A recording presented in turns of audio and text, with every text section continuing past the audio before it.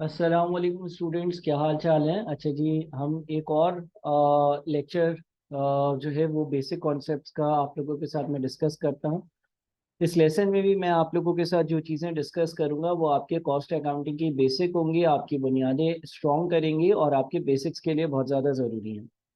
तो अब जो हम अगली चीज़ डिस्कस करने लगे हैं, मैंने आप लोगों को लेसन नंबर 1 में एक चीज़ बताई थी कि भाई हमारे पास प्रॉफिट जो होता है, यानी कि किसी भी कंपनी का जो प्रॉफिट होता है जो वो कैलकुलेट करती है, उसके लिए कंपनी जो है वो सेल्स रेवेन्यू में से कॉस्ट को माइनस करती है।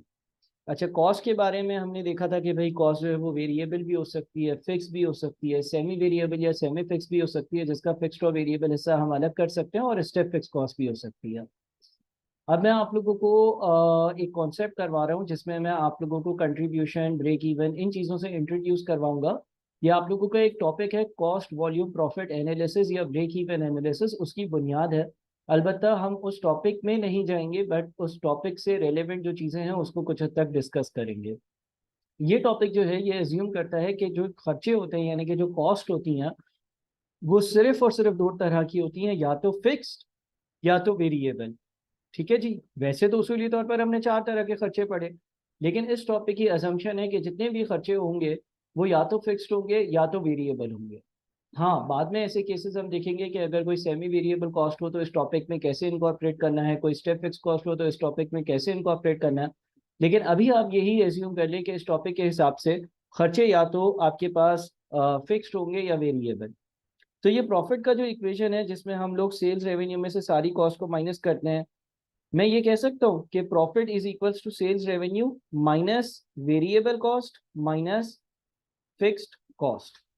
देखिए, हमें ये तो पता था कि सेल्स रेवेन्यू में से सारी कॉस्ट माइनस कर दूंगा तो प्रॉफिट आ जाएगा। अब अगर मैं ये एज्यूम कर कर चलता हूँ कि जो कॉस्ट हैं वो हैं ही दो तरह की, या तो फिक्स्ड या तो वेरिएबल, तो इसका मतलब हो गया कि सेल्स रेवेन्यू में से सारी वेरिएबल और फिर सेल्स रेवेन्यू में से सारी फिक्स कॉस्ट अगर मैं माइनस कर दूंगा तो मेरा प्रॉफिट आ जाएगा। ठीक है जी।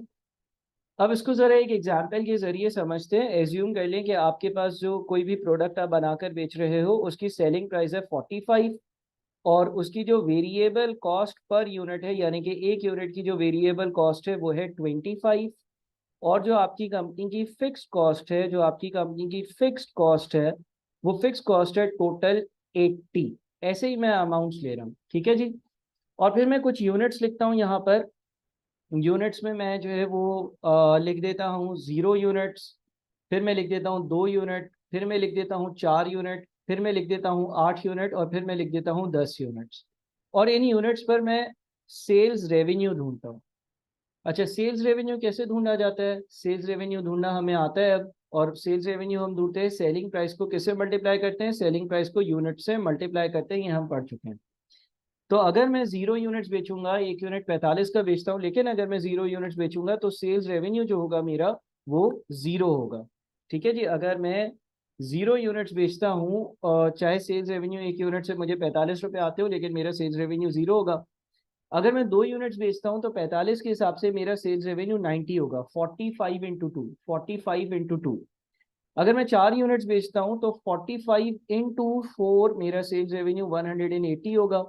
अगर मैं 8 यूनिट्स बेचता हूं तो मेरा सेल्स रेवेन्यू 45 इंटू 8 यानी कि 360 होगा। और अगर मैं 10 यूनिट्स बेचता हूं तो 45 इंटू 10 यानी कि मेरा सेल्स रेवेन्यू 450 होगा। तो मैं मुख्तलिफ यूनिट्स पर अपने सेल्स रेवेन्यू की कैलकुलेशंस कर रहा हूँ। और कैलकुलेशंस के हिसाब से 0 यूनिट्स का सेल्स रेवेन्यू 0 होगा, 2 यूनिट्स का 90 होगा, 4 यूनिट्स का 180 होगा, 8 यूनिट्स का 360 होगा, और 10 यूनिट्स का 450 होगा। इसमें से हम माइनस कर देते हैं अपनी वेरिएबल कॉस्ट को। अच्छा जी, वेरिएबल कॉस्ट कैसे आएगी? टोटल वेरिएबल कॉस्ट कैलकुलेट करने के लिए आप वेरिएबल कॉस्ट पर यूनिट को मल्टीप्लाई कर देते हो नंबर ऑफ यूनिट से। अच्छा, यहाँ पर मैं ये बताता चलूँ कि अगर आप लोगों को ये पीडीएफ चाहिए हो तो आप मुझे 0345308631 इस नंबर पर व्हाट्सएप कर सकते हैं, और मैं आपको ये पीडीएफ प्रोवाइड कर दूंगा। तो अगर मैं अपने पास सेल्स रेवेन्यू में से वेरिएबल कॉस्ट को माइनस करता हूँ, एक यूनिट की वेरिएबल कॉस्ट 25 है, ये वेरिएबल कॉस्ट पर यूनिट है। 0 इंटू 25 इज 0। फिर 25 इंटू 2, यानी कि मेरी जो वेरिएबल कॉस्ट आ जाएगी वो आ जाएगी 50। उसके बाद 25 इंटू 4 मेरी वेरिएबल कॉस्ट 100 रुपये आ जाएगी। उसके बाद 25 इंटू 8 मेरी वेरिएबल कॉस्ट 200 रुपये आ जाएगी। और 25 इंटू 10 मेरी वेरिएबल कॉस्ट 250 आ जाएगी। तो आप ये देख सकते हैं कि सेल्स रेवेन्यू और वेरिएबल कॉस्ट वो दो चीज़ें हैं जो यूनिट्स के साथ साथ इंक्रीज होती रहती हैं। हमें प्रॉफिट निकालने के लिए दूसरे इक्वेशन के हिसाब से सेल्स रेवेन्यू में से पहले सारी वेरिएबल कॉस्ट माइनस करनी थी और फिर सारी फिक्स कॉस्ट को माइनस करना था। लिहाजा हम सबसे पहले ये करते हैं कि सेल्स रेवेन्यू में से हम वेरिएबल कॉस्ट को माइनस करते हैं। 0 माइनस 0 इज 0। उसके बाद फिर 90 माइनस 50 इज 40। उसके बाद फिर 180 माइनस 100 इज 80। उसके बाद फिर 360 माइनस 200 इज 160। उसके बाद 450 माइनस 250 इज 200।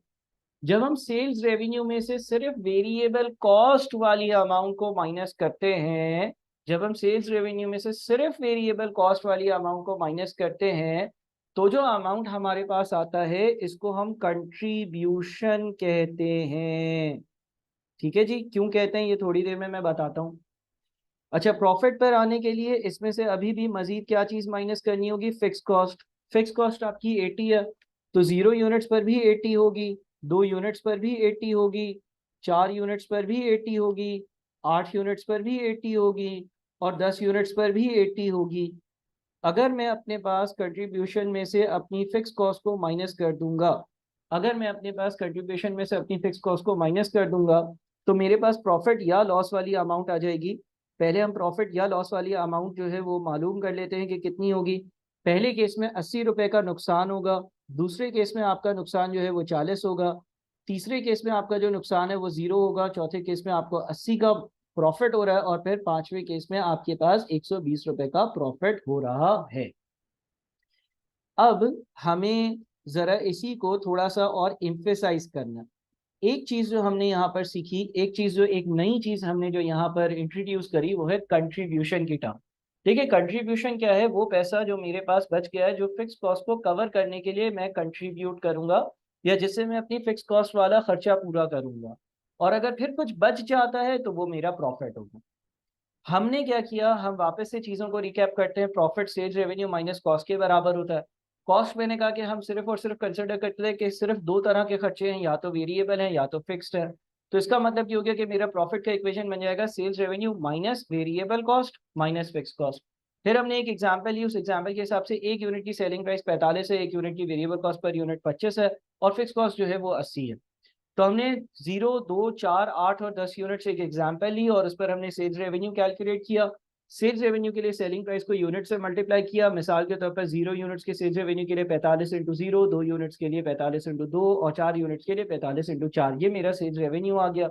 इसमें से मैंने अपनी वेरिएबल कॉस्ट को माइनस किया। जब वेरिएबल कॉस्ट की बात करी, एक यूनिट की वेरिएबल कॉस्ट जो है, वेरिएबल कॉस्ट पर यूनिट वो 25 रुपए है। तो 0 यूनिट्स की 0 इंटू 25 0 होगी, 2 यूनिट्स की 2 इंटू 25 50 होगी, 4 यूनिट्स की 4 इंटू 25 100 होगी, 8 यूनिट्स की 8 इंटू 25 200 होगी और 10 यूनिट्स की 10 इंटू 25 250 होगी। सबसे पहले मैंने सेल्स रेवेन्यू में से वेरिएबल कॉस्ट माइनस कर ली, जो अमाउंट बचा उसको हम कंट्रीब्यूशन कहते हैं। इसका मतलब ये हो गया कि हम ये भी लिख सकते हैं कि contribution contribution contribution is equals to sales revenue minus variable cost. ये एक नई चीज अपने पास आप लिख लें कि contribution is equals to sales revenue minus variable cost.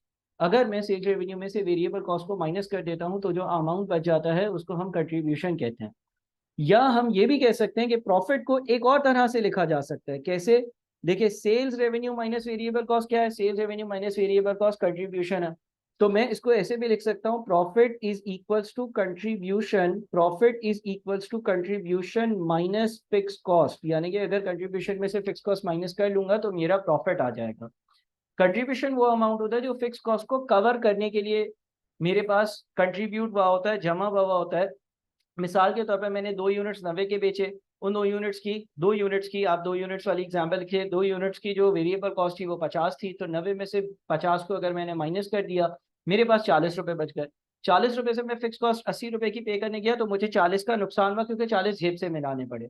मिसाल के तौर पर 10 यूनिट्स का सेल रेवेन्यू 450 था, उसमें से वेरिएबल कॉस्ट 250 थी, वो हटा दी तो अब मेरे पास 200 रुपए बच गए। 200 रुपए से मैंने 80 की फिक्स कॉस्ट पे करी तो 120 फिर भी मेरे पास बच गए, वो मेरा मुनाफा या प्रॉफिट। तो कंट्रीब्यूशन में से फिर हम फिक्स कॉस्ट को माइनस करते हैं और फिर हमारे पास प्रॉफिट या लॉस की अमाउंट आ जाती है। अच्छा, अब यहाँ पर ये जो दो एरियाज हैं इसमें अगर हम देखें तो कंपनी को लॉस हो रहा है, ये जो दो एरियाज हैं इनमें देखें तो कंपनी को हो रहा है प्रॉफिट। और जो सेंटर वाला एरिया है, जो सेंटर वाला एरिया है, ये कहलाता है नो प्रॉफिट नो लॉस या ब्रेक इवन पॉइंट। ये कहलाता है ब्रेक इवन पॉइंट या no profit no loss situation. यानी कि इस सिनेरियो, इस एग्जाम्पल के हिसाब से अगर कंपनी 0 यूनिट्स या 2 यूनिट्स बेच रही थी तो कंपनी को कोई भी प्रॉफिट नहीं हो रहा था, बल्कि कंपनी नुकसान में थी, लॉसेस में थी। अगर कंपनी 4 यूनिट्स बेचती है तो कंपनी को ना प्रॉफिट हो रहा है ना लॉस हो रहा है, कंपनी ब्रेक इवन पॉइंट पर है, यानी कि ना प्रॉफिट है ना लॉस है। 4 यूनिट्स के बाद अगर कंपनी 8 या 10 यूनिट्स बेचती है तो कंपनी प्रॉफिट्स में। तो हम यहाँ पर कुछ और यहाँ से चीजें जो हमें मालूम हुई है जो हम लिख सकते हैं वो ये है कि अगर तो कंट्रीब्यूशन की वैल्यू, अगर तो कंट्रीब्यूशन की वैल्यू, अगर तो कंट्रीब्यूशन की value is less than fix cost, अगर कंट्रीब्यूशन की वैल्यू फिक्स कॉस्ट से कम है, अगर कंट्रीब्यूशन की वैल्यू फिक्स कॉस्ट से कम है तो कंपनी को होगा लॉस। तो कंपनी को होगा लॉस। देखिए, पहले केस में कंट्रीब्यूशन 0 है, फिक्स कॉस्ट 80 है, कंपनी को लॉस हुआ। दूसरे केस में कंट्रीब्यूशन 40 है, फिक्स कॉस्ट 80 है, कंपनी को लॉस हुआ। हाँ, ब्रेक इवन पॉइंट पर क्या होगा, कंपनी के कंट्रीब्यूशन की वैल्यू, ब्रेक इवन पॉइंट पर कंपनी के कंट्रीब्यूशन की वैल्यू, ब्रेक इवन पॉइंट पर कंपनी के कंट्रीब्यूशन की वैल्यू कंपनी के फिक्स कॉस्ट की वैल्यू के बराबर होगी। यहाँ पर कंपनी ब्रेक इवन पॉइंट पर होगी, कंपनी को ब्रेक इवन हो रहा होगा, कंपनी को ना प्रॉफिट हो रहा होगा ना लॉस हो रहा होगा, ये ब्रेक इवन पॉइंट कहलाएगा। इसके बाद हमारे पास वो सिनेरियो आ जाता है जहां पर कंपनी की जो कंट्रीब्यूशन की वैल्यू है, कंपनी की जो कंट्रीब्यूशन की वैल्यू है वो ग्रेटर देन फिक्स कॉस्ट है, फिक्स कॉस्ट से ज्यादा है। यहाँ पर कंपनी को प्रॉफिट हो रहा है, फायदा हो रहा है, मुनाफा हो रहा है। यानी कि जब कंपनी प्रॉफिट्स में होगी तो कंपनी के कंट्रीब्यूशन की वैल्यू ज्यादा होगी, आप देख सकते हैं इस एग्जाम्पल से, और फिक्स कॉस्ट की वैल्यू कम होगी तो कंपनी प्रॉफिट्स में होगी। अच्छा, यहाँ पर मजीद जो बातें मैं कर सकता हूँ वो ये है कि हम जिस तरह से दो चीजें हमने पढ़ी हैं, एक सेल्स रेवेन्यू और एक हमने पढ़ा है सेलिंग प्राइस। ठीक है जी, एक सेल्स रेवेन्यू पढ़ा है, एक हमने पढ़ा है सेलिंग प्राइस। अच्छा, सेलिंग प्राइस क्या होती है, एक चीज कितने की बिकेगी। सेल्स रेवेन्यू क्या होता है, सारी चीजें कितने की बिकेंगी। इसी तरह से हमने पढ़ा है वेरिएबल कॉस्ट या टोटल वेरिएबल कॉस्ट और variable cost per unit. Variable cost क्या होता है, सारे यूनिट्स की वेरिएबल कॉस्ट। मिसाल के तौर पर इस सवाल में जहां पर लेट से 4 यूनिट्स हैं, 4 यूनिट्स की टोटल वेरिएबल कॉस्ट 100 रुपए, और वेरिएबल कॉस्ट पर यूनिट, एक यूनिट की वेरिएबल कॉस्ट कितनी है, तो एक यूनिट की वेरिएबल कॉस्ट सवाल में दी हुई है 25। इसी तरह से बिल्कुल इसी तरह से एक चीज कहलाती है कंट्रीब्यूशन, एक चीज कहलाती है कंट्रीब्यूशन, और एक चीज कहलाती है कंट्रीब्यूशन पर यूनिट, एक चीज कहलाती है कंट्रीब्यूशन पर यूनिट। ठीक है, सेल्स रेवेन्यू सारे यूनिट्स जो सेल्स रेवेन्यू जनरेट हुआ, सेलिंग प्राइस एक यूनिट की, variable cost total, variable cost per unit एक यूनिट की, कंट्रीब्यूशन टोटल और कंट्रीब्यूशन पर यूनिट एक यूनिट की। तो अभी हमने कंट्रीब्यूशन का इक्वेशन पढ़ा कि contribution is equals to sales revenue minus variable cost. यानी कि हमने सारे यूनिट्स का सेल्स रेवेन्यू में से सारे यूनिट्स की वेरिएबल कॉस्ट को माइनस किया तो सारे यूनिट्स की कंट्रीब्यूशन आ गई। कंट्रीब्यूशन पर यूनिट भी कैलकुलेट करी जा सकती है। कंट्रीब्यूशन पर यूनिट कैलकुलेट करने के दो फॉर्मूले हैं। कंट्रीब्यूशन, अगर किसी सवाल में मुझे कंट्रीब्यूशन पर यूनिट कैलकुलेट करनी हो, अगर किसी सवाल में मुझे कंट्रीब्यूशन पर यूनिट कैलकुलेट करनी हो तो पहला formula contribution per unit calculate करने का है, वो है selling price minus variable cost per unit. यानी कि आप एक यूनिट की सेलिंग प्राइस में से, जो कि हमारी एग्जांपल के हिसाब से 45 है, उसमें से एक यूनिट की वेरिएबल कॉस्ट जो कि हमारी एग्जांपल के हिसाब से 25 है, उसको माइनस कर दें तो आपके पास कंट्रीब्यूशन पर यूनिट आ जाएगी जो कि 20 रुपए है। ठीक है, तो एक फॉर्मूला आपके पास कंट्रीब्यूशन पर यूनिट का है। कंट्रीब्यूशन पर यूनिट के लिए आप सेलिंग प्राइस में से, यानी कि एक यूनिट की सेलिंग प्राइस में से वेरिएबल कॉस्ट पर यूनिट को, यानी कि एक यूनिट की वेरिएबल कॉस्ट को माइनस कर दें तो आपके पास कंट्रीब्यूशन पर यूनिट आ जाएगी 45 माइनस 25 इज 20। दूसरा तरीका ये है कि आप टोटल कंट्रीब्यूशन को नंबर ऑफ यूनिट से डिवाइड कर दें। टोटल कंट्रीब्यूशन को आप डिवाइड कर दें नंबर ऑफ यूनिट से। टोटल कंट्रीब्यूशन को आप डिवाइड कर दें नंबर ऑफ यूनिट से। मिसाल के तौर पर लेट से यहाँ पर हमारे सवाल में हम ये देखते हैं कि भाई 4 यूनिट्स की क्या कंट्रीब्यूशन है। सर 4 यूनिट्स की जो कंट्रीब्यूशन है ना, अगर हम डेटा देखते हैं जो हमने यहाँ पर वर्किंग करी हुई है, उसमें देखें 4 यूनिट्स की कंट्रीब्यूशन आ रही है 80। 80 को 4 से डिवाइड करते हैं, कितना आता है सर? 20 आता है। या इसी तरह से मिसाल के तौर पर 10 यूनिट्स, 10 यूनिट्स की क्या कंट्रीब्यूशन है? 200 है। इसको आप 10 से डिवाइड करते हैं तो 200 डिवाइडेड बाई 10 एक यूनिट की कंट्रीब्यूशन या कंट्रीब्यूशन पर यूनिट आ जाती है। तो अब हमने नई टर्म्स सीखी। नई टर्म्स में हमने ये देखा कि contribution is equal to sales revenue minus variable cost, या contribution per unit is equal to selling price minus variable cost per unit, या फिर total contribution divided by number of units. ठीक है, इस एग्जांपल को यहाँ तक बड़े अच्छे से देखिएगा। ये आपका जो कॉस्ट वॉल्यूम प्रॉफिट एनालिसिस और सीवीपी एनालिसिस का टॉपिक है, उसकी बुनियाद है। यहाँ पर मैं हर टॉपिक या हर चीज की बिल्कुल बेसिक बेसिक जो आपके पास कॉस्टिंग के प्रिंसिपल्स हैं या कॉन्सेप्ट्स हैं उसको डिस्कस कर रहा हूँ, और ये भी बेसिक एक कॉन्सेप्ट कॉस्टिंग का कहलाता है। फर्दर इसी को थोड़ा सा और एक्सपेंड करते हैं, एलैबोरेट करते हैं। देखिए, हमने ये देखा कि भाई ब्रेक इवन पॉइंट कंपनी का जो है ना, वो है 4 यूनिट्स पर, यानी कि अगर कंपनी 4 यूनिट्स बनाकर बेचेगी तो कंपनी को ना प्रॉफिट होगा ना लॉस होगा। ब्रेक इवन पॉइंट का एक फॉर्मूला होता है, break even point, break even point. और वो ब्रेक इवन पॉइंट का जो फॉर्मूला होता है, अगर आपसे कभी कहा जाए कि break even point in units ढूंढो, यानी कि कंपनी कितने यूनिट्स बेचेगी तो कंपनी को ना प्रॉफिट होगा ना लॉस होगा, तो आप बोलोगे कि break even point in units का फॉर्मूला है fix cost, fix cost, fix cost divided by contribution per unit, fixed cost divided by contribution per unit, fixed cost divided by contribution per unit, fixed cost divided by contribution per unit। Company का जो fix cost है वो कितनी है? 80 है। Company का contribution per unit कितना है? 20 है। तो अगर आप 80 को 20 से डिवाइड करते हो तो आपके पास 4 यूनिट्स आ जाते हैं, और ये 4 यूनिट्स आपको जो है वो break even point in units मिल रहे हैं। यानी कि आपने फिक्स कॉस्ट को कभी भी कंट्रीब्यूशन पर यूनिट से डिवाइड किया तो आपके पास जो आंसर आएगा वो आपके पास break even point in units होगा, जो आप ऊपर अपने चार्ट से देख भी सकते हो। तो ये एक और बात थी जो मैंने यहाँ पर आप लोगों से डिस्कस कर ली। यहाँ तक जो बातें डिस्कस करी हैं इसको हम फर्दर अपने जब CVP cost volume profit analysis या ब्रेक इवन एनालिसिस का टॉपिक करेंगे तो उसमें जरूर कंटिन्यू करेंगे। आप लोगों ने ये चीजें नोट करनी है और फिर मेरे साथ आगे बढ़ना है। अच्छा जी, बेसिक कॉस्ट अकाउंटिंग में मजीद मैं कुछ टर्म्स और या कुछ बातें और आप लोगों को बताना चाहूँगा। देखिए, हम कॉस्ट अकाउंटिंग में कॉस्ट को मुख्तलिफ तरह से बांटते हैं। पहले हमने ये कहा कि भाई कॉस्ट जो है वो या तो फिक्स्ड हो सकती है, या तो सेमी वेरिएबल हो सकती है, या तो वेरिएबल हो सकती है, या तो स्टेप फिक्स कॉस्ट हो सकती है। इसी तरह से कॉस्ट को बांटने का कोई और तरीका भी है। अच्छा, पहले तो सर ये बताएं, क्या ये कोई अलग कॉस्ट है? नहीं, ये कोई अलग कॉस्ट नहीं है। जरा इसको पहले एक एग्जाम्पल से समझते हैं। देखिए, लेट से आप ये कह लें कि एक क्लासरूम है, और उस क्लासरूम में कुछ स्टूडेंट्स हैं जो पढ़ाई के लिए आए हुए हैं, पढ़ाई कर रहे हैं, ये स्टूडेंट्स हैं। ठीक है, अब लेट से इस क्लास में टोटल 1 2 3 4 5 6 7 8 9 10 बच्चे हैं, 10 स्टूडेंट्स हैं, 10 स्टूडेंट्स हैं इस क्लास में। ठीक है जी, 10 स्टूडेंट्स हैं इस क्लास में। अब क्या मैं ये कह सकता हूँ कि भाई 10 में से कितने गर्ल्स हैं और कितने बॉयज हैं? बिल्कुल सर, आप कह सकते हैं। लेट से मैं कहता हूँ कि भाई जो बॉयज हैं, इन 10 में से 8 बॉयज हैं और इन 10 में से 2 गर्ल्स हैं। तो 10 स्टूडेंट्स को बांटने का एक तरीका है कि मैं उनको जेंडर के हिसाब से बांट दूं कि बॉयज कितने हैं, गर्ल्स कितनी हैं। 8 बॉयज हैं, 2 गर्ल्स हैं, मैंने जेंडर के हिसाब से स्टूडेंट्स को बांट दिया, पहला तरीका। दूसरा तरीका मैं ये कह सकता हूँ, भाई क्लास में 10 स्टूडेंट्स हैं, क्लास में 10 स्टूडेंट्स हैं, इन 10 स्टूडेंट्स में से वो कितने स्टूडेंट्स हैं जो ग्लासेस पहनते हैं, और वो कितने स्टूडेंट्स हैं जो ग्लासेस नहीं पहनते हैं। तो मुझे पता चला 3 स्टूडेंट्स ग्लासेस पहनते हैं और 7 स्टूडेंट्स ग्लासेस नहीं पहनते। अगेन, ये कोई नए 10 स्टूडेंट्स नहीं थे, बल्कि वही 10 स्टूडेंट्स थे, और उनको ही मैंने जो है वो वापस से मुख्तलिफ तरह से क्लासीफाई किया। मैंने बोला वो कौन से हैं जो ग्लासेस पहनते हैं और वो कौन से हैं जो ग्लासेस नहीं पहनते हैं।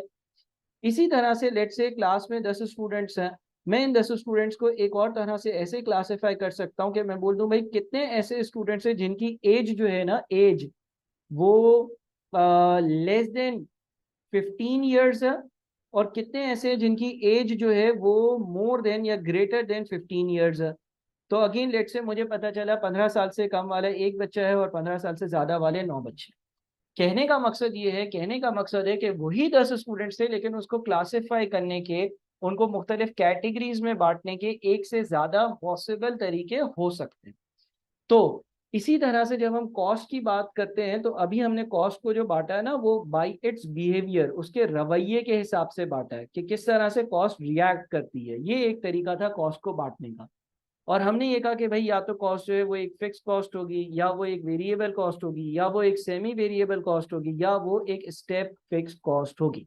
ये कॉस्ट को बांटने का एक मुमकिन या पॉसिबल तरीका है जिस हिसाब से हमने अपनी कॉस्ट को अभी तक बांटा, डिस्ट्रीब्यूट किया। कभी कभार कॉस्ट अकाउंटिंग में आपको एक कॉस्ट को फिक्स में, वेरिएबल में, सेमी वेरिएबल में और स्टेप फिक्स कॉस्ट में तकसीम करना होगा, बांटना होगा, डिस्ट्रीब्यूट करना होगा। ये एक तरीका है, ये वैलिड तरीका है।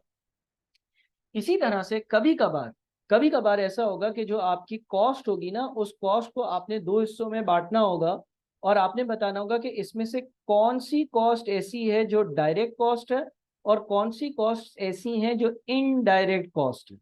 अब ये डायरेक्ट कॉस्ट क्या होता है और ये इनडायरेक्ट कॉस्ट क्या होता है, ये हमें अब पढ़ना है। अभी तक ये जो मैंने स्टूडेंट्स वाली एग्जाम्पल करवाई, ये एग्जाम्पल करवाने का पर्पस क्या था? ये एग्जाम्पल करवाने का पर्पस ये था कि ये वही 10 स्टूडेंट्स हैं जिनको मैं अलग अलग तरह से बांट सकता हूँ। ऐसा भी हो सकता है कि कोई बॉय हो जिसकी एज 15 साल से कम हो और वो ग्लासेस पहनता हो, यानी कि एक ही स्टूडेंट्स 3 कैटेगरीज में आ सकता है। इसी तरह से ऐसा हो सकता है कि कोई गर्ल हो जो ग्लासेस ना पहनती हो और जिसकी एज जो है वो 15 साल से ज्यादा हो। यानी कि कहने का मकसद है, उन्हीं 10 स्टूडेंट्स में से कुछ बॉयज थे, कुछ गर्ल्स। उन्हीं 10 स्टूडेंट्स में से कुछ ग्लासेस पहनते थे, कुछ ग्लासेस नहीं पहनते थे। उन्हीं 10 स्टूडेंट्स में से कुछ की एज 15 से कम थी और कुछ की एज 15 से ज्यादा थी। इसी तरह से जब मैं कॉस्ट की बात करता हूं, तो मैं उसी कॉस्ट की बाइफिकेशन कर रहा हूं जिसकी मैंने पहले करी थी।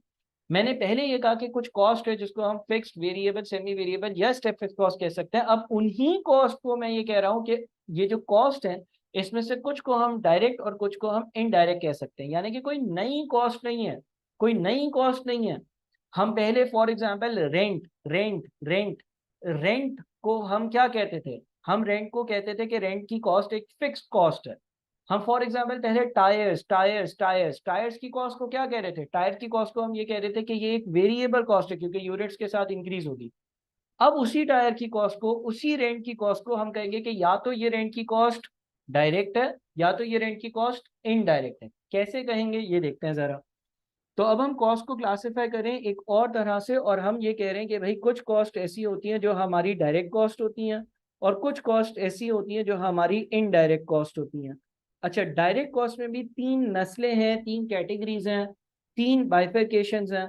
या तो आपकी कॉस्ट जो है वो डायरेक्ट मटीरियल होगी, या तो आपकी कॉस्ट जो है वो डायरेक्ट मटीरियल की कॉस्ट होगी, या तो आपकी जो कॉस्ट है वो डायरेक्ट लेबर की कॉस्ट होगी, या तो आपकी कॉस्ट जो है वो डायरेक्ट लेबर की कॉस्ट होगी, या तो आपकी कॉस्ट डायरेक्ट लेबर की कॉस्ट होगी, या आपकी जो कॉस्ट होगी वो एक डायरेक्ट एक्सपेंस की कॉस्ट होगी, या आपकी जो कॉस्ट होगी वो होगी डायरेक्ट एक्सपेंस।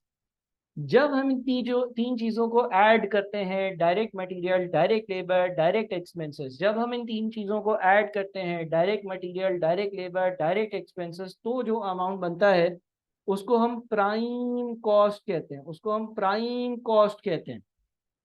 यानी कि हम ये कह सकते हैं कि प्राइम कॉस्ट डायरेक्ट कॉस्ट का एडिशन है। सर डायरेक्ट मटेरियल क्या होता है, डायरेक्ट लेबर क्या होता है, डायरेक्ट एक्सपेंस क्या होता है, ये भी तो समझाओ। बिल्कुल समझाऊंगा, लेकिन अभी एक चार्ट बना लो। इसके बाद इनडायरेक्ट की जब हम बात करते हैं, तो इनडायरेक्ट में भी 3 कैटेगरीज आती हैं, या तो इनडायरेक्ट मटेरियल, या तो इनडायरेक्ट मटेरियल, या तो इनडायरेक्ट मटेरियल, या फिर इनडायरेक्ट लेबर, या फिर इनडायरेक्ट लेबर, या फिर इनडायरेक्ट लेबर, या फिर तीसरी कैटेगरी क्या होगी? तीसरी कैटेगरी होगी इनडायरेक्ट एक्सपेंस। तीसरी कैटेगरी कहलाएगी इनडायरेक्ट एक्सपेंस। और जब हम इन तीनों को ऐड करते हैं तो हमारे पास जो अमाउंट आता है उसको हम ओवरहेड्स कहते हैं। और जब हम अपनी प्राइम कॉस्ट और ओवरहेड्स को ऐड कर लें तो मेरे पास टोटल कॉस्ट आ जाती है। जब हम अपने ओवरहेड्स को और प्राइम कॉस्ट को ऐड कर लेते तो मेरे पास टोटल कॉस्ट आ जाती है। तो इसका मतलब ये हो गया कि डायरेक्ट कॉस्ट में 3 चीजें हैं, direct material, direct labour, direct expense. Indirect में 3 चीजें हैं, indirect material, indirect labour, indirect expense. Direct material, direct labour, direct expense add किया जाता है तो prime cost, indirect material, indirect labour, indirect expenses को ऐड किया जाता है तो ओवरहेड्स, ओवरहेड्स और प्राइम कॉस्ट को ऐड किया जाता है तो कंपनी की टोटल कॉस्ट। अब जरा ये समझते हैं कि इनकी डेफिनेशंस क्या है, ये क्या चीजें हैं। तो हम उसके लिए जो है वो एक एग्जांपल ले लेते हैं। लेट्स से एक कार मैन्युफैक्चरर की एग्जांपल ले लेते हैं, एक रेस्टोरेंट की एग्जांपल ले लेते हैं, और एक फर्नीचर बनाने वाले बंदे की एग्जांपल ले लेते हैं। देखिए, एक कार मैन्युफैक्चरर है जो गाड़ियां बनाएगा और गाड़ी बनाकर वो गाड़ी बेचेगा। एक कार मैन्युफैक्चरर है जो गाड़ी बनाएगा, गाड़ी बनाकर वो गाड़ी बेचेगा। एक रेस्टोरेंट है जहां पर बर्गर्स बन रहे हैं, बर्गर बनेंगे, कस्टमर खरीदेंगे, फ्राइज बनेंगे, कस्टमर्स खरीदेंगे और वो उसको बेचेंगे। एक फर्नीचर बनाने वाला है, बेड बनाएगा, टेबल बनाएगा, चेयर बनाएगा, मैन्युफैक्चर करेगा, मैन्युफैक्चर कर कर उस चीज को बेचेगा। अब आप जरा सिरे से शुरू करें, बिल्कुल ही स्टार्ट से हम शुरू करते हैं। अगर जैसे एक कार मैन्युफैक्चरर है, जब वो गाड़ी बनाएगा तो गाड़ी बनाने के लिए गाड़ी में क्या क्या लगेगा? गाड़ी में टायर्स लगेंगे, गाड़ी में इंजन लगेगा, गाड़ी में बोनट लगेगा, गाड़ी में ग्लासेस लगेंगे, गाड़ी में मिरर्स लगेंगे, ब्रेक लगेगा, एक्सीलरेटर लगेगा। रेस्टोरेंट वाला जब बर्गर बनाएगा या फ्राइज बनाएगा तो उसमें मुख्तलिफ तरह के इंग्रेडिएंट्स लगेंगे, सॉसेस होंगी, कोल्स्लो होगा, सैलेड, बर्गर के बन्स होंगे, पेटी होगी, चिकन पेटी, बीफ पेटी होगी। फ्राइज बनाने के लिए हमारे पास जो है वो पोटेटोज की ज़रूरत होगी, अनियन की ज़रूरत होगी, टोमेटो की ज़रूरत होगी, बहुत सारी चीज़ों की ज़रूरत होगी। डायरेक्ट मटेरियल क्या होता है? डायरेक्ट मटेरियल वो चीज़ होती है जो आपके प्रोडक्ट में डायरेक्टली लगी हुई हो, जो आपके प्रोडक्ट का सिग्निफिकेंट कॉस्ट का हिस्सा कवर करे या आपके प्रोडक्ट में जाहिर तौर पर नजर आए।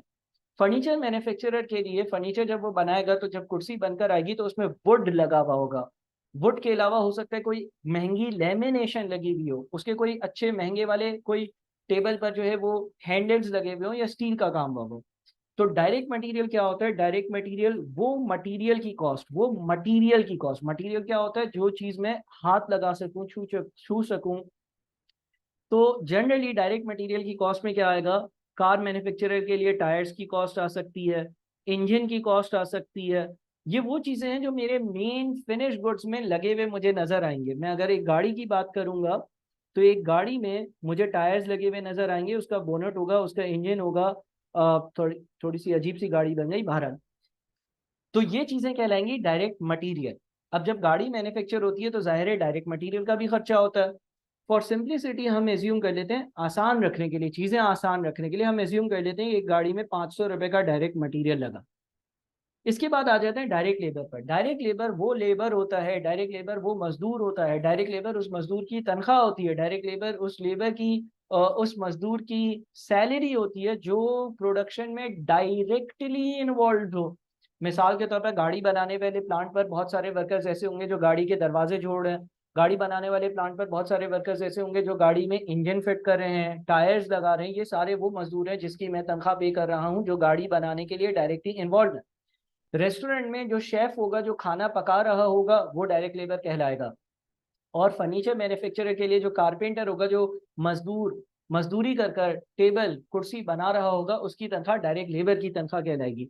तो डायरेक्ट लेबर कौन होता है? डायरेक्ट लेबर वो लेबर होता है जो कि डायरेक्टली इन्वॉल्व इन प्रोडक्शन हो, directly involve in production, directly involve in production, production करने में डायरेक्टली इंक्लूडेड हो, शामिल हो, प्रोडक्शन करने में हिस्सा ले।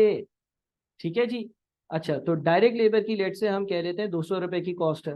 अब साथ में हम लोग इनडायरेक्ट लेबर और इनडायरेक्ट मटेरियल इसको भी कवर कर लेते हैं।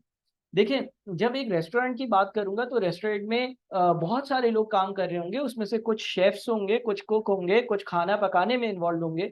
लेकिन उसके अलावा भी तो बहुत सारे लोग होंगे। जेनेटर्स होंगे जो सफाई कर रहे होंगे, सिक्योरिटी गार्ड होगा जो कि गेट पे बैठा हुआ होगा।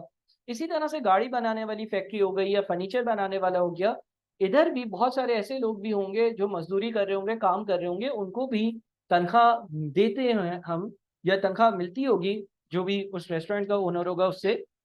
लेकिन ये वो लोग हैं जो प्रोडक्शन में डायरेक्टली इन्वॉल्व नहीं है। अगर एक सिक्योरिटी गार्ड है किसी रेस्टोरेंट का, उसकी भी तनख्वाह जा रही है, लेकिन वो बर्गर नहीं बनाता। अगर एक गाड़ी बनाने वाली फैक्ट्री है, उसके गेट पर सिक्योरिटी के लिए मैंने सिक्योरिटी गार्ड बिठाया हुआ है, तो उसकी तनख्वाह भी फैक्ट्री ही बेयर करती है, फैक्ट्री का मालिक ही उसकी तनख्वाह पे करता है, अलबत्ता वो बंदा भी गाड़ी नहीं बनाता। तो इनडायरेक्ट लेबर कौन होते हैं? जेनेटर्स हो गए, सिक्योरिटी गार्ड हो गए, कोई अगर ऑफिस में कोई कैंटीन है, कैंटीन में खाना पकाने वाला, बशर्ते ये है कि खाना जो है वो स्टाफ खा रहा हो, इस तरह के लोग जो है वो इनडायरेक्ट लेबर कहलाते हैं। तो ये वो होते हैं जो work in factory, work in factory, factory में तो काम करते हैं, इनको सैलरी भी मिलती है, but not involve, not involve in production process, not involve in production process, not involve in production process, यानी कि प्रोडक्शन के प्रोसेस में डायरेक्ट अमल दखल नहीं देते, प्रोडक्शन के प्रोसेस में डायरेक्टली इन्वॉल्व नहीं होते, बहरहाल उनको तनख्वाह दी जाती है और वो अपना काम अपने हिसाब से कर रहे होते हैं। इनडायरेक्ट मटेरियल क्या होता है? इनडायरेक्ट मटेरियल कोई भी ऐसे मटेरियल का खर्चा जो मैं अपनी फैक्ट्री में, अपने रेस्टोरेंट में इनकर करूं, लेकिन वो मेरे मेन प्रोडक्ट में शामिल ना हो। मिसाल लें सर, लेट से मैं ये कहता हूं कि गाड़ी बनाने वाली कंपनी है, गाड़ी बनाने वाली कंपनी में गाड़ी में जो टायर्स लग रहे हैं वो तो डायरेक्ट मटेरियल है, गाड़ी में जो बोनट लग रहा है वो तो डायरेक्ट मटेरियल है, गाड़ी में जो इंजन लग रहा है वो तो डायरेक्ट मटेरियल है, गाड़ी बनाने के लिए उसमें कोई ब्रेक क्लच लग रहा है वो तो डायरेक्ट मटेरियल है। लेकिन गाड़ी बनाने की फैक्ट्री में एक मशीन है, एक मशीन है जिसको वर्कर्स इस्तेमाल करते हैं गाड़ी बनाने के लिए, उस मशीन में कोई फ्यूल जा रहा है, फ्यूल गाड़ी में नहीं जा रहा, गाड़ी में नहीं जा रहा, fuel used in a machine, in a machine used to make car. ये वो फ्यूल है, पेट्रोल है, फ्यूल है जो मैं इस्तेमाल कर रहा हूँ, लेकिन उस मशीन में इस्तेमाल कर रहा हूँ जो गाड़ी बनाने के लिए इस्तेमाल हो रही है। या इसी तरह से रेस्टोरेंट की एग्जांपल ले लें, हम जब रेस्टोरेंट जाते हैं तो हम टिश्यूज यूज करते हैं, करेक्ट? या हम जो है वो वॉशरूम जाते हैं हाथ हाथ धोने के लिए तो सोप इस्तेमाल करते हैं, और ये भी सारी चीजें मटेरियल है, छू सकता हूँ मैं। अलबत्ता रेस्टोरेंट वाला टिश्यूज इसलिए परचेज नहीं करता कि वो फ्रेंच फ्राइज के अंदर पकाते वक्त उसको डालेगा, बर्गर के अंदर टिश्यू भी नहीं मिलते हैं, ना ही साबुन मिलता है। तो इस तरह के जितने भी खर्चे होते हैं वो इनडायरेक्ट मटेरियल कहलाते हैं, जो प्रोडक्शन से उनका ताल्लुक ना।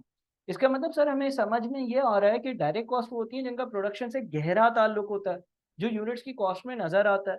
डायरेक्ट कॉस्ट वो होती है जो यूनिट्स बनाने के लिए मजदूर, डायरेक्ट लेबर, यूनिट्स में लगा हुआ मटेरियल, डायरेक्ट मटेरियल, तो यूनिट्स में वो कॉस्ट इंक्लूडेड होती है, बिल्कुल ऐसा ही है। अच्छा जी, डायरेक्ट एक्सपेंस क्या होता है? डायरेक्ट एक्सपेंस की एक अच्छी एग्जांपल है रॉयल्टी। डायरेक्ट एक्सपेंस की एक अच्छी एग्जांपल है रॉयल्टी। देखिए, सबसे पहले तो आप देख लेंगे कि मटेरियल का खर्चा क्या है, फिर आप देख लेंगे लेबर का क्या खर्चा है। अगर कोई चीज मटेरियल नहीं है, अगर कोई चीज लेबर नहीं है, अगर कोई चीज मटेरियल नहीं है, अगर कोई चीज लेबर नहीं है, अगर कोई चीज मटेरियल की कैटेगरी और लेबर की कैटेगरी में ना आए तो वो एक्सपेंसेस के कैटेगरी में आएगी। अगेन, डायरेक्ट एक्सपेंस का मतलब ये है कि ये एक ऐसा खर्चा है, ये एक ऐसा एक्सपेंस है जिसके बगैर प्रोडक्शन करना मुमकिन नहीं था। इसकी एक एग्जांपल रॉयल्टी है। मिसाल के तौर पे लेट से आपने जो है ना वो कोई रेस्टोरेंट स्टार्ट किया, लेकिन जो रेस्टोरेंट आपने स्टार्ट किया उसकी आपने कोई फ्रेंचाइज ली है। अब वो जब फ्रेंचाइज ली है, आप उसका नाम यूज कर रहे हो, ब्रांड यूज कर रहे हो, उसकी रेसिपी यूज कर रहे हो, उसका इंटीरियर किस तरह का बना हुआ होता है वो यूज कर रहे हो। हाँ, आपने कुछ इन्वेस्टमेंट करी है, अलबत्ता आपको एक बेनिफिट मिल रहा है कि उनका गुडविल या जो नाम बना हुआ है उसकी वजह से आपके पास कस्टमर आ रहे हैं।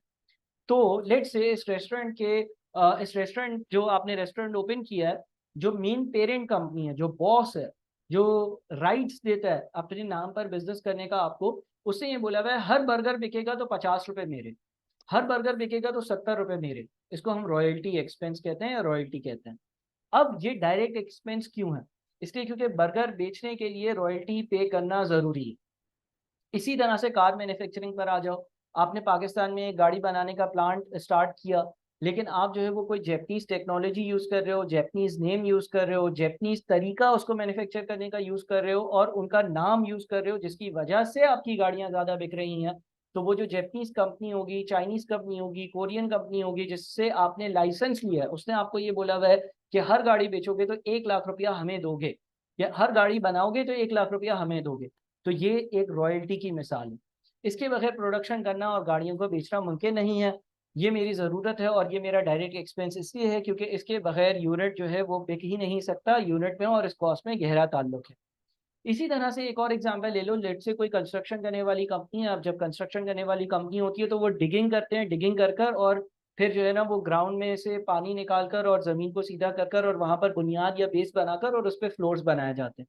उसके लिए मैं कोई स्पेशल मशीन लेकर आया जो कि डिगिंग के लिए इस्तेमाल होती है, और उस मशीन का मैंने किसी को किराया दिया 10,000, 15,000, 25,000 रुपये। अब मैं मशीन जो लेकर आया था किराए पे, ये जो किराया है जो मैंने डिगिंग के लिए पे किया है, इसके बगैर बिल्डिंग का बनना, जो मेरा यूनिट है, जो मेरा प्रोडक्ट है, वो बिल्डिंग है, बिल्डिंग का बनना मुमकिन नहीं था। ये किराया मजदूर यानी कि लेबर भी नहीं है, ये किराया मटेरियल भी नहीं है, बस मैंने किराए का अमाउंट किसी कंपनी को पे किया 50,000 25,000 और बोला भाई ये एक प्लॉट है, इस पे खुदाई कर दो, इसके बगैर मेरा बिल्डिंग बनाना मुमकिन नहीं है। तो अगर मैंने कोई हायर करी है स्पेशल मशीन, हायर करी है स्पेशल मशीन और उसका मैं कोई रेंट पे कर रहा हूँ ताकि मेरी बिल्डिंग की कंस्ट्रक्शन शुरू हो सके, तो ये डायरेक्ट एक्सपेंस में आ गया, क्योंकि ये मटेरियल नहीं है, ये लेबर नहीं है। तो लेट से हम एज्यूम करते हैं कि भाई डायरेक्ट एक्सपेंस ऐसे ही एज्यूम कर लेता हूँ 300 रुपये, तो एक कंपनी की जो प्राइम कॉस्ट है किसी पर्टिकुलर यूनिट की वो 1,000 रुपये हो सकती है। इनडायरेक्ट एक्सपेंस में क्या आएगा ये समझ लें, आपका बैलेंसिंग फिगर है। कोई भी ऐसा खर्चा जो मटेरियल ना हो, जो लेबर ना हो, जो डायरेक्ट मटेरियल में ना आ जाए, डायरेक्ट लेबर में ना आए, जो इनडायरेक्ट मटेरियल में ना आए, जो इनडायरेक्ट मटेरियल में ना आए, इनडायरेक्ट लेबर में ना आए, जो डायरेक्ट एक्सपेंस में ना आए, वो यहाँ आएगा। सच एज के कंपनी में इस्तेमाल होने वाली इलेक्ट्रिसिटी का बिल, सच एज के कंपनी का रेंट, सच एज कंपनी का गैस का बिल, इस तरह की सारी चीज़ें इनडायरेक्ट एक्सपेंसेस में आ जाएंगी। तो अलबत्ता यहाँ पर मुझे आप लोगों को ओवरव्यू देना था कि डायरेक्ट एक्सपेंसेस और इनडायरेक्ट एक्सपेंसेस कौन से हैं। डायरेक्ट एक्सपेंसेस वो हैं जिनका यूनिट के साथ गहरा ताल्लुक है, स्ट्रॉन्ग रिलेशन है। इनडायरेक्ट एक्सपेंसेस वो हैं जो रिमोटली अकर होते हैं, जिनका इतना गहरा, इतना स्ट्रॉन्ग रिलेशनशिप या ताल्लुक नहीं होता। यहाँ पर जो चीज़ें आपको समझाई गई हैं ये आपके ओवरहेड्स के चैप्टर में आपको ज़रूर काम आएंगी, और यहाँ पर हमने अपने जो भी बेसिक कॉस्टिंग के प्रिंसिपल्स थे उसको कवर किया। ये जो आप लोगों के सामने 2-3 वीडियो लेक्चर्स आए हैं, इसमें मैंने कॉस्टिंग से रिलेवेंट बहुत सारी टर्म्स, बहुत सारी बातें डिस्कस करी हैं जिनको आपने नोट करना है, लिखना है, या आपके बेसिक जो है वो कॉस्टिंग के कॉन्सेप्ट्स हैं। अब हम चैप्टर वाइज चीज़ों की तरफ जाएंगे, और जब चैप्टर वाइज चीज़ों की तरफ जाएंगे तो उसमें ये चीज़ें भी शामिल होंगी जो अभी डिस्कस करी, और बहुत सारी नई चीज़ें भी आएंगी जिसको हम प्रैक्टिस करेंगे। कोशिश मेरी ये होगी कि कम से कम टाइम में पूरा का पूरा कॉस्टिंग का कोर्स आप लोगों के साथ कंप्लीट किया जाए। आप लोगों को अगर कोई किसी टॉपिक के लेक्चर्स वगैरह या ये पीडीएफ चाहिए हो तो आप मुझे व्हाट्सएप कर सकते हैं मेरे नंबर पर, जो कि है 0345308631 और मैं आप लोगों को वो सारी पीडीएफ भी दे दूंगा और आप लोगों को मजीद गाइड भी कर दूंगा। अब हम जब अगले लेसन में बढ़ेंगे तो हम जो है वो चैप्टर वाइज चीज़ें कवर कर रहे होंगे और चैप्टर्स को हम लोग कवर कर रहे होंगे। अपना बहुत ख्याल रखिएगा। Thank you so much. अल्लाह हाफिज़।